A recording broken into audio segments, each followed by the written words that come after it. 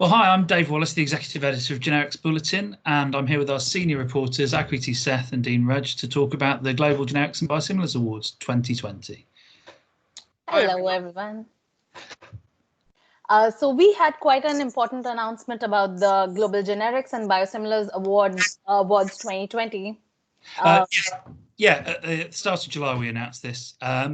As a lot of you may have seen, while we've been working hard towards hosting the awards in Milan this year, the ongoing impact of COVID-19 just would have made it too challenging to guarantee the usual quality of the experience that we would be able to provide at what's always a truly global event. We wanted to make sure that the event still went ahead, that the awards still went ahead, because really over the years it's become an increasingly important event for the global off-patent industry. So what we did was we agreed with our key partners, including IQVIA, our headline sponsor, to adopt a digital format for 2020. So as part of this, we've moved the date of the event to the 3rd of November, and we've also extended the entry deadline until the 14th of August, and that should give everyone time to get their entries in. I'm sure everyone's delighted, Dave, to hear the awards are still going ahead. Can you tell us if there are going to be any other changes? Well, really, no. I mean, in all other respects, it's going to be really the same event that it has been in the past. We're going to have the ceremony, which will be live. You know, no one is going to know that they've won beforehand. We'll have the same 14 categories. And as I said, there's going to be a full online ceremony presentation of the awards, just as there would be on the night in previous years when people have been there in person. And one of the good things about this is that we're hoping that more people are going to be able to attend than ever before now. Especially given that the awards are going to continue to be free to enter and free to attend. And now that's going to be possible from anywhere in the world. And what about networking, Dave, since it is a big part of the event? Yeah, networking is definitely something we'll be retaining as part of this event. It's always been an important part of it in the past. And we're going to be laying on a full 2-week online networking experience ahead of the event as part of the lead up to the awards themselves. So that'll mean people will be able to meet other people in the industry, you know, their industry peers, communicate online and set up meetings and network with each other. And we'll also be putting out some exclusive content dedicated to the awards that the whole Generics Bulletin team are going to be providing, and that will be part of that networking experience as well. Now we'll be sharing further details of those networking plans in the weeks to come. So I'd advise everyone listening to this to look out for those and find out more closer to the time. So let's just come back to the awards themselves, Dave. So let's just come back to the awards themselves, Dave. Tell us who can enter and what they can put forward as entries. Well, like I say, it's still free to enter and to attend, and really, as we always have, we've tried to cover just the entire off-patent industry with these 14 categories and these 14 awards. So really, there should be, whichever part you play in the industry, there should be something for you there. You can check out the full list on the awards website, but just to recap, we have categories covering the Company of the Year. And we have 1 award for the Global Company of the Year, that's sponsored by IQVIA, and we also have 3 awards for Company of the Year in different geographic regions as well. On top of that, we also have categories for deals and company leadership.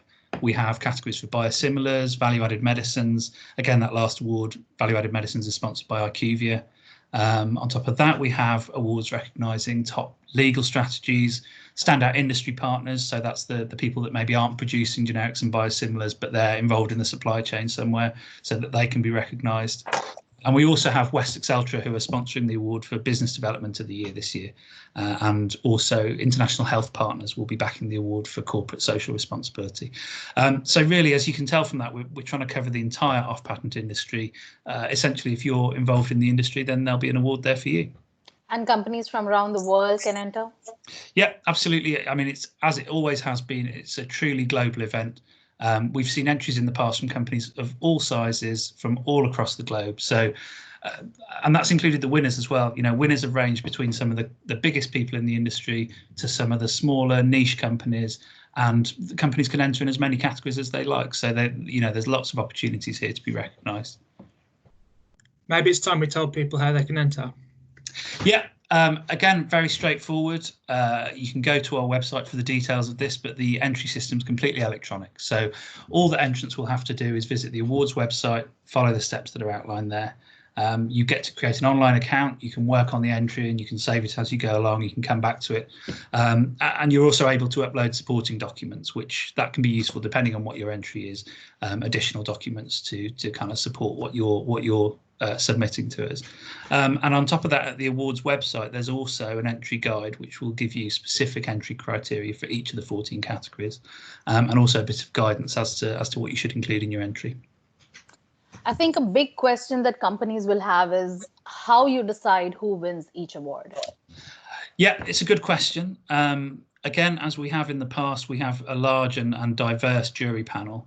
And each of those people comes from a background in the industry with specific expertise, all different expertise, and they give their scores confidentially. They're assigned to individual awards. They evaluate the entries and then they submit a score, and then the Informa Pharma Intelligence team will put together all the individual scores, and that will determine the shortlist and the ultimate winner in each category. So how can our entrants impress the judges? Well, I think the key thing on this is to demonstrate why you deserve to win the category that you've entered. That sounds very straightforward. It can be any way that you want to do that, really. I mean, our jury members are going to scrutinise each entry, so it's really important. I think the key thing is just to provide as much information as you can about your entry in a really concise way. So they'll be looking for evidence backing up any kind of any claims to success that you're going to make. So my advice would be not just to say what you've achieved, but to really show that in the entry as well. I think it really comes down to giving a compelling reason why you deserve to win. We don't have set criteria as such. The jury member is going to be using their own judgment to decide which is the best. And as I said earlier, I think a real help here is the entry guide, which you can find on the awards website. So which companies have won before? Well, it's a really long list. You know, as I said earlier, the biggest companies in the industry have won the awards in the past, but also a lot of the awards are won by the smaller companies in more niche areas too. So to give an example, last year we had Aurobindo. They took home the top Company of the Year award. We had Stada, Europharma and Beximco, and they won the Regional Company of the Year awards. We had Zentiva's Nick Hagar. He was recognised as the top leader last year. Shanghai Henlius Biotech won the Biosimilars Award. Sandoz won the Regulatory Achievement Award. We had Accord winning 2 awards last year. You know, the list just goes on and on. You can look back at previous awards and see, you know, all of the top names represented there, really. I think the chances are, if you think of a company that's operating in this industry, they've probably entered in at least one of the categories in the past few years. It really is a broad cross-section of the whole off-patent industry in terms of geography, the area of focus and the scale of their operation. So if you're a company out there and you don't want to put forward an entry, but you still want to be involved in this event, what is the best way to do that? I think, well, if you're not entering, you can still definitely be involved. There's lots of great sponsorship opportunities available. So if you're looking to promotion opportunities or to kind of expand your visibility, then this is a really great option to consider. We have some of the individual awards that are still left to sponsor, and there's also other ways of getting involved on the night too. So definitely I would say contact our team for more information on all of that. And now that we've covered a lot, what do you think are the key takeaways? So yeah, the key takeaways of all of this, I think the key thing to remember is the event is going digital. It's going to be on 3rd of November. It's free to enter and to attend. All you have to do is register to attend. And yeah, I just urge people to join in, whether you're entering, whether you're sponsoring, whether you just want to watch, whether you want to participate in the night, whether you want to network beforehand. All of those reasons are great reasons to get involved. I think, especially as the entry deadline's been pushed back now, it's been pushed back to 14th of August. There's still plenty of time to get those entries in. So I would also say that all of the details that we've talked about today, they're all available on the awards website. So check that out. And if you have any other questions, you can always get in touch with our awards team directly. So other than that, I think all I have to say is good luck, and I'm looking forward to seeing all the reactions on the night. So thanks to everyone for listening to this, for watching, and look out for further updates to come in future. Thanks, everyone. Thanks. Bye.